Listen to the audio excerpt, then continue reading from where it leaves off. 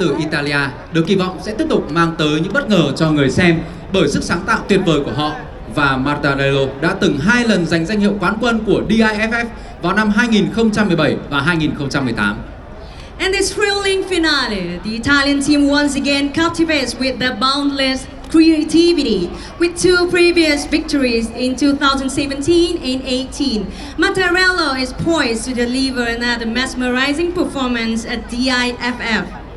Và ngay bây giờ, không để quý vị phải chờ lâu hơn nữa, chúng ta hãy cùng chào đón phần trình diễn của đội pháo hoa đến từ Italia. Now, without further ado, let us indulge in the slick showcase of Italy's finest talents. Xin chào Đà Nẵng. Are you ready for the battle of champions? Let's go. Mattarello group from Italy. 10, 9, 8, 7, 6, 5, 4, 3, 2, 1.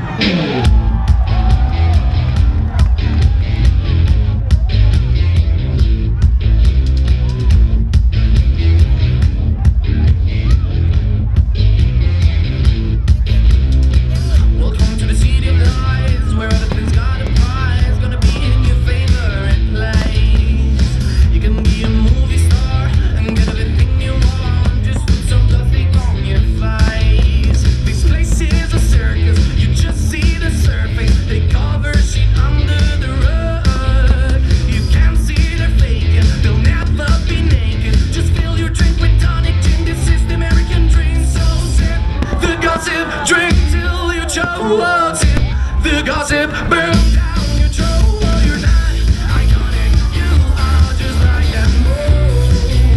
Don't act like you don't know, so sip the gossip, drink till you choke, tip the gossip, burn down your throat. You're not iconic, you are just like that mold. Don't act like you don't know.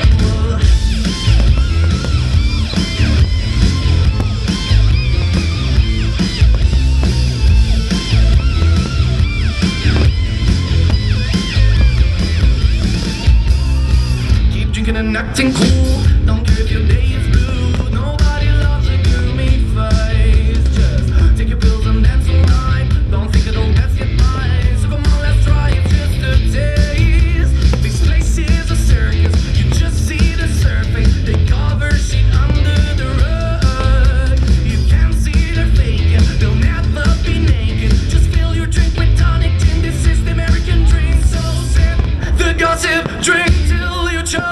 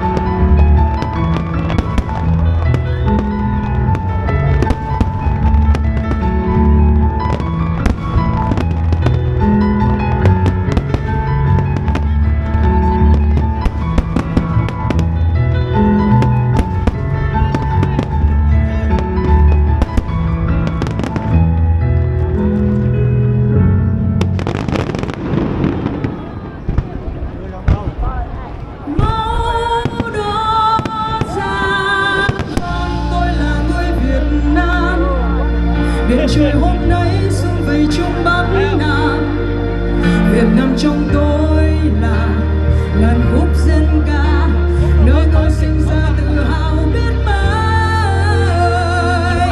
Máu đỏ da vàng tôi là người Việt Nam, dù đi nắng trao cho dù về nơi đâu, trong trái tim này cùng hát chung câu Việt Nam.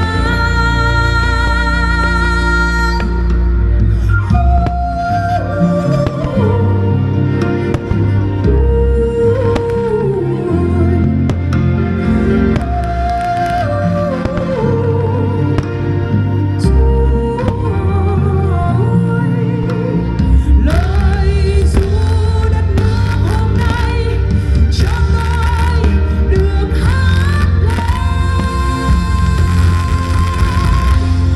Máu đỏ da vàng tôi là người Việt Nam, biển trời hôm nay sông về Trung Bắc Nam.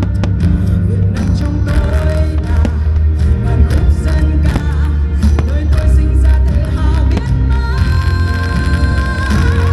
Máu đỏ da vàng tôi là người Việt Nam, dù đi ngắm trao cho dù về nơi đâu, trong trái tim này cùng hát chung câu Việt Nam.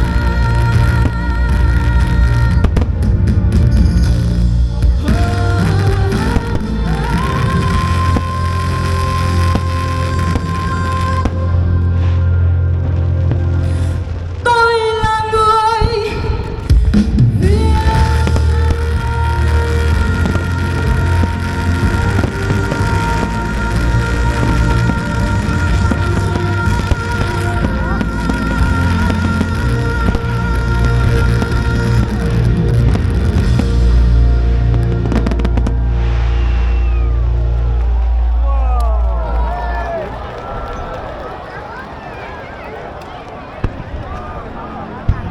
I pray you'll be ours and watch us where we go, and help us to be wise in times when we don't know. Let this be our prayer when we lose our way.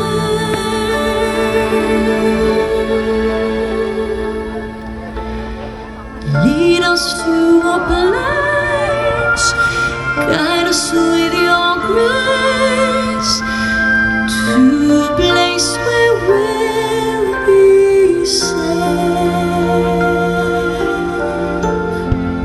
La luce che tu dai I pray we'll find your light nel cuore resterà, and hold it in our heart. ricordarci che When stars go out each night, l'eterna stella sei. Nella mia preghiera let this be our prayer. quanta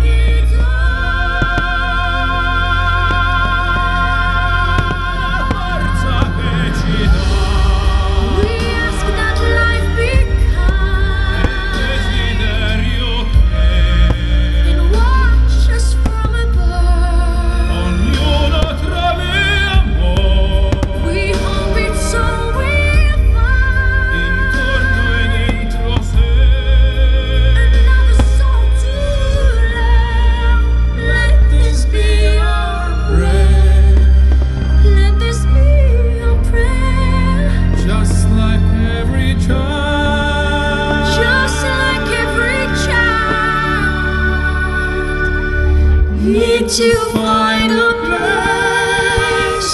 Guide us with your grace. Give us faith so we'll be saved.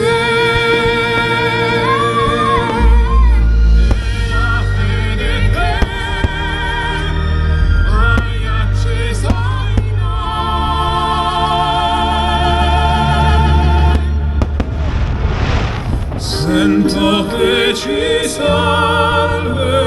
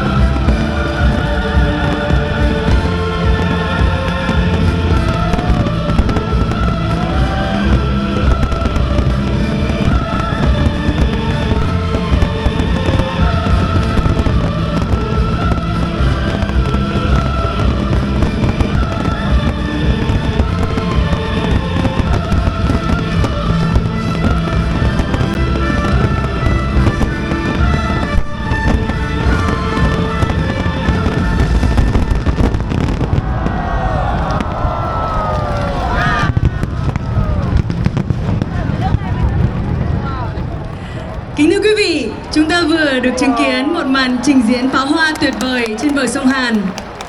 Cùng với lễ hội pháo hoa quốc tế Đà Nẵng DIFF 2023, chương trình kích cầu du lịch của thành phố Đà Nẵng với thông điệp tận hưởng Đà Nẵng, enjoy Đà Nẵng, kết hợp với chiến dịch Wow Việt Nam do đơn vị tài trợ khởi xướng đã giúp cho thành phố của chúng ta trở nên nhộn nhịp và sôi động hơn, trở thành điểm sáng, niềm tự hào của du lịch Việt Nam sau đại dịch. Ladies and gentlemen, the return of Da Nang International Fireworks Festival this year, along with Enjoy Da Nang Tourism Campaign and Wow Vietnam Initiative, has rejuvenated the city, transforming it into a vibrant and prideful destination post-pandemic. Lễ hội pháo hoa quốc tế Đà Nẵng 2023 đã giữ vững tinh thần và cảm hứng được duy trì trong suốt 10 kỳ DIFF trước đó, cùng một chủ đề mang tính toàn cầu đã mang tới cho các đội thi một vùng trời tự do để bay bổng, sáng tạo và truyền tải thông điệp thế giới không khoảng cách. Da Nang International Fireworks Festival 2023 maintained the spirit and inspiration upheld throughout its 10 previous editions, with a globally themed platform and provides participating teams the freedom to soar, innovate, and convey the message of light up the borderless world. Được nhiều em. Nhiều em. Nào ông ngồi xuống rồi. Ông ngồi.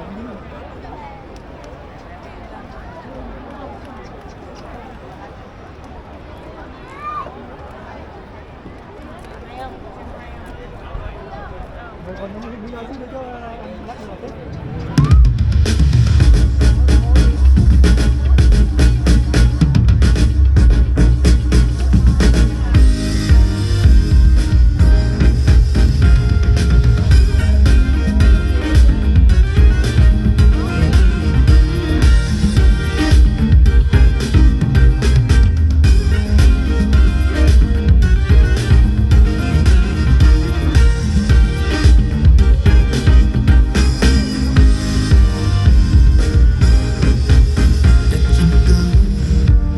miền đất mới mùa bình yên ở khắp muôn nơi, đôi tay vơi là dòng mơ miền nhiệt đới quanh năm vui tươi, tìm về dải đất chữ S xinh tươi hiền hòa, nhìn người ta yêu nhau thiết tha và đừng vội vã đôi chân để ta bước qua để bình yên giữ tim hát ca. La la la tìm lại mình một miền biển xanh mây trắng. La la la trải lòng mình một cánh đồng xanh lúa vàng. La la la thả một mình một vùng thảo nguyên hương nở. La la la tìm mình ở khúc quanh hoa ban trắng.